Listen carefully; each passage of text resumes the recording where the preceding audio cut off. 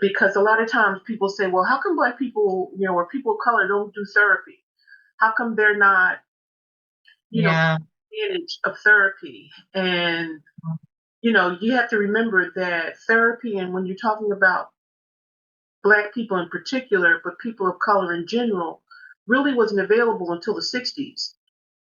And also a lot of times accessing services was connected to some type of like child welfare or judicial system. It wasn't like they got to just like a person of color would get to just go out into the community and hire a psychologist That's or right. someone to do therapy with.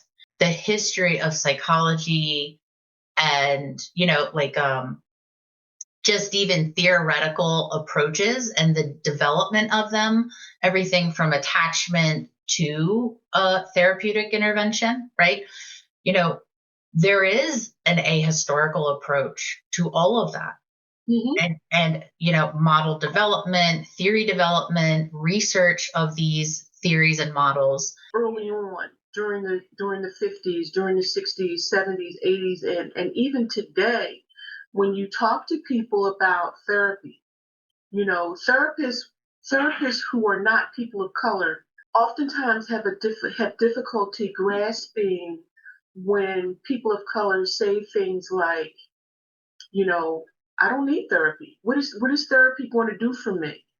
You know, Mm-hmm. if you're bringing in people that are going to take my children, Yep. you know, that that is grounded in reality. That is Mm-hmm. grounded in the reality of so many families, not just African American families, but when you think about indigenous families, when you think about other ethnic groups, there is reality to that, and the realities are ongoing.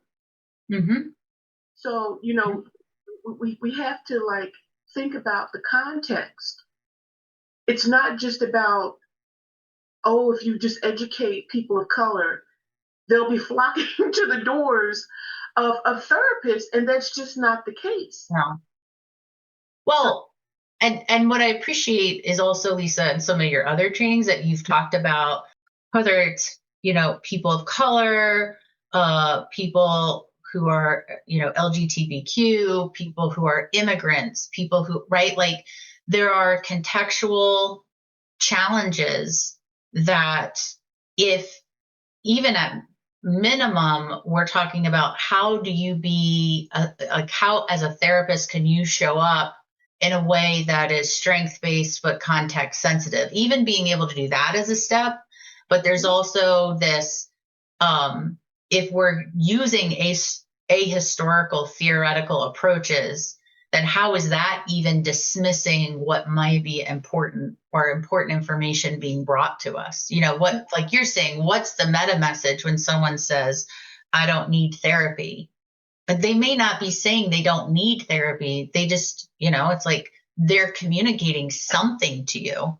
They don't need someone who's going to disrupt their family. That is what they don't need. mm-hmm, that is very true. And I think trying to get therapists to even normalize this and be able to have a conversation with families about these issues is crucial, Yeah. because it took me a long time to get comfortable having conversations with other people, even people of color, Hmm. about therapy, because that's not something that I was trained to do. Yeah. That's something that I had to learn to do with encouragement from other therapists of color. That is not something that I learned to do in any of the trainings that I've ever been to. Hmm. It was just something you didn't talk about. You Hmm. have to kind of pay attention to what the nuances are. You have to kind of pay attention to what are the signals that the family is giving you that would indicate that they're struggling with these kinds of issues, because it's real. Hmm.